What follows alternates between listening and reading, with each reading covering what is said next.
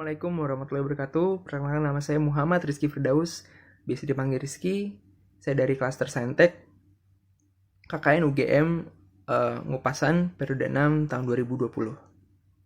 Dalam video ini dan juga video setelah ini, saya akan kurang lebih membagikan materi tentang bekerja di rumah. Kurang lebih seperti itu. Dan juga di series pertama ini atau di part pertama ini atau di tahapan pertama ini kita akan membahas tentang pengenalan software selama bekerja di kala work from home atau di rumah saja. Kurang lebih seperti itu. Oke, pengenalan software sendiri sebenarnya terbagi menjadi 5 di sini ya. Yang pertama itu adalah penyimpanan. Penyimpanan itu sendiri sebenarnya kita tahu bahwa sekarang banyak yang beralih dari data konvensional ke data digital, dan oleh karena itu mereka semua memiliki file size. Nah, file size sendiri kan konversi menjadi kilobyte, megabyte, dan gigabyte. Nah, itu sehingga kita membutuhkan suatu storage atau penyimpanan. Nah, penyimpanan ini sekarang udah ada yang berbasis digital atau berbasis online, sehingga kita bisa menyimpan data tersebut secara daring. Kurang lebih seperti itu. Nah, ada dua hal yang mungkin atau dua tempat place untuk kita menyimpan materi secara daring ya, atau file secara daring. Itu pertama adalah Google Drive. Syaratnya di sini hanya menggunakan email Google saja. Kurang lebih seperti itu. Dan juga kita akan mendapatkan free access sebesar 15 GB. Kurang lebih seperti itu. Dan juga yang aplikasi kedua adalah Dropbox. Nah, Dropbox sendiri itu memiliki banyak sih sebenarnya kapasitasnya, hanya yang gratisnya adalah 2 GB.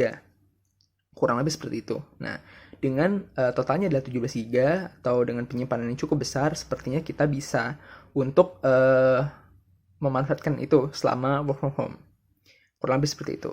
Berikutnya adalah Office, di mana Office ini atau aplikasi untuk membantu kita bekerja seperti Word, Excel, PowerPoint, dan semacamnya, itu sebenarnya bisa kita dapatkan juga secara gratis. Seperti kita tahu bahwa Microsoft Office sendiri sebenarnya berbayar. Dan juga ada beberapa cara lain untuk mendapatkannya. Tapi di sini ada aplikasi yang gratis, yaitu adalah LibreOffice secara offline. Sehingga kita bisa mengunduh saja dan juga bisa menggunakannya. Nah, di sini sebenarnya hampir sama ya, sama dengan Microsoft Office. Hanya saja di sini gratis, dan juga ada beberapa fitur yang mungkin pengaturannya berbeda, tapi sama, kurang lebih seperti itu. Dan juga kalau online itu kita menggunakan Google Office ya, seperti Google Sheet, juga Google Slide, dan juga Google Docs. Kurang lebih seperti itu. Itu akan membantu kita untuk mengerjakan beberapa pekerjaan selama di rumah saja. Yang berikutnya adalah aplikasi bertatap muka. Seperti kita tahu bahwa ya penggunaan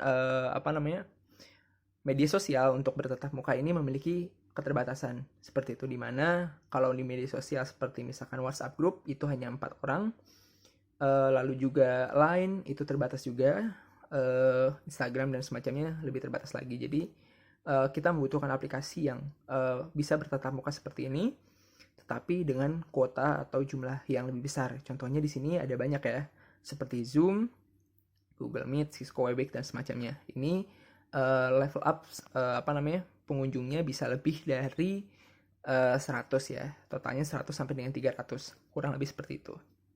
Dan yang berikutnya itu sebenarnya adalah aplikasi untuk rapat. Nah, di sini sebenarnya software untuk rapat sendiri itu ada banyak banget ya. Cuman di sini saya akan jelaskan kenapa rapat dimasukkan ke dalam hal ini, di mana rapat itu sendiri itu berbeda dengan tatap muka. Kalau tatap muka mungkin kita ada fiturnya itu adalah tatap muka seperti ini dan chat, mungkin seperti itu. Tapi kalau rapat itu nanti ada upload ya, proses untuk memasukkan materi, mengunduh materi, terus juga mengerjakan suatu tugas dan semacamnya.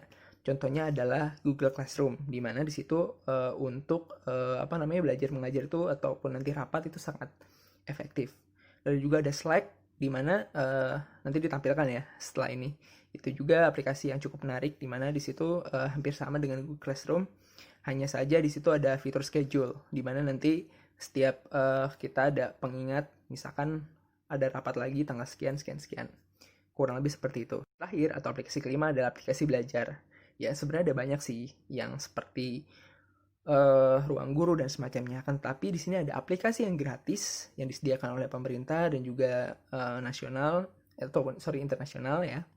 Kurang lebih seperti itu. Untuk yang nasional sendiri dan gratis di sini udah disediakan oleh Kemendikbud, yaitu portal rumah mengajar portal rumah belajar, di mana portal rumah belajar ini sebenarnya udah cukup lama ya.